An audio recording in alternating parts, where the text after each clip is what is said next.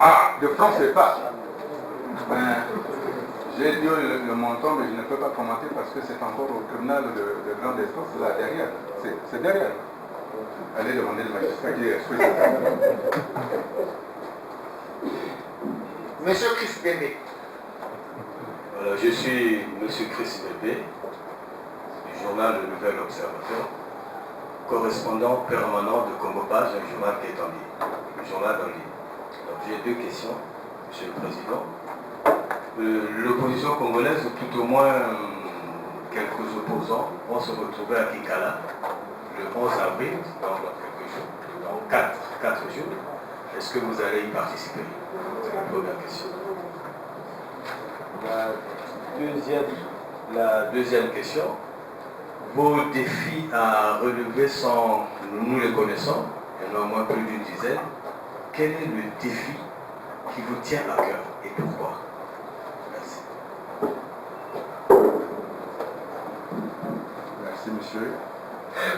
Pour ce qui est de la rencontre, je ne sais pas si elle est formelle ou informelle. Donc, si elle est formelle, il doit y avoir des invitations.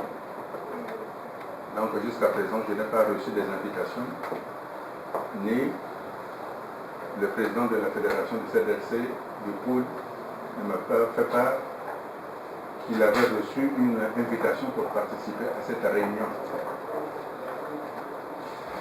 Si on m'adresse une invitation, je l'étudierai et je donnerai la réponse adéquate par rapport au contenu de ce qu'on va faire là. Parce que, comme je l'ai déjà dit, nous sommes dans une élection présidentielle. Et dans une élection présidentielle, dans tous les pays du monde, il n'y a jamais eu d'opposition. Il y a des confrontations de la manière dont on veut présider aux destinées des citoyens de ce pays. L'autre réserve de ce que j'appelle l'opposition, et c'est la raison pour laquelle je me suis mis en indépendant, pour pouvoir être au-dessus de toute contingence, rôle qui est dévolu au président de la République, c'est-à-dire au président Sassou Nguesso, de ne pas écouter le PCT, parce qu'il est au-dessus de tout. Et comme je l'avais dit à Pointe-Noire, où c'est le président qui préside, et donc le PCT doit se taire, de même le RMP, ou alors c'est le PCT qui dirige et le RMP, le président, ne peut plus dire qu'il veut les élections libres et transparentes. Donc je reviens, vous savez, on a eu de sérieux problèmes. Le parti du président Yomi Opango et du premier syndicaliste de l'époque était dans l'opposition. Ils avaient envoyé des textes jusqu'aux États-Unis, à l'ONU, à l'Union africaine et dans les grandes capitales occidentales, disant que M. Sassou violait continuellement la Constitution, qu'il fallait le condamner. Ces deux partis signaient au nom de l'opposition. Mais aujourd'hui, ces deux partis viennent se rendre compte que M. Sassou est très bon. Alors, imaginez que je vais en France, je me dis, je suis dans l'opposition. Elle dit laquelle? Celle qui va rejoindre M. Sassou?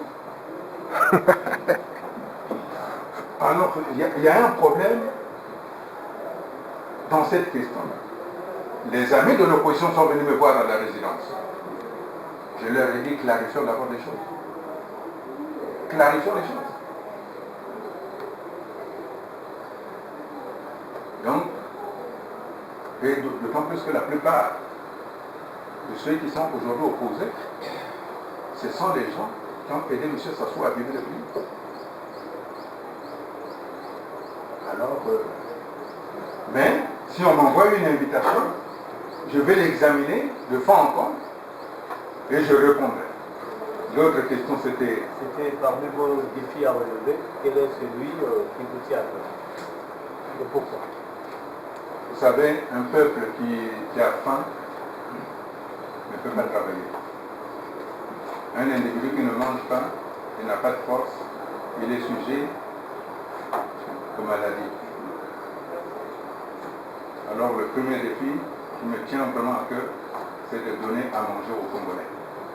Ça, c'est primordial et ça nous prendra les mesures jusqu'à donner, comme on fait en Europe ou dans tous les pays civilisés, des fonds indispensables pour que les citoyennes congolaises, les citoyens congolais, tout au moins ce qu'on appelle les foyers fiscaux, aient le nécessaire pour qu'ils se rendent à une dignité humaine.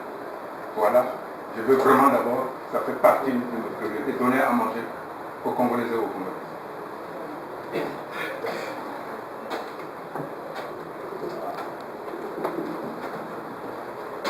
Monsieur Virlin Owa. Oui, merci, Monsieur le Président. Je suis Virlin Owa de Radio Congo. Je tiens d'abord à m'excuser d'avoir pris votre numéro court.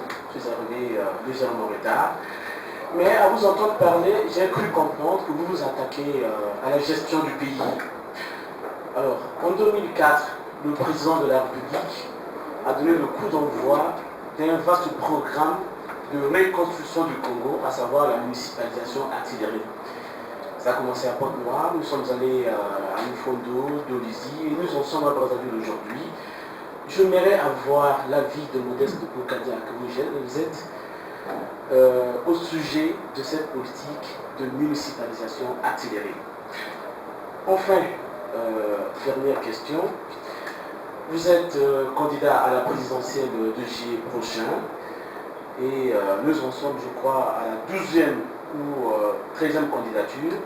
Le chef de l'État, à moins d'une surprise, pourra donc s'afficher. De tous ces candidats, lequel redoutez-vous le plus? En d'autres termes, quel est le candidat qui pourrait vous imposer le frisson? Monsieur le candidat, merci.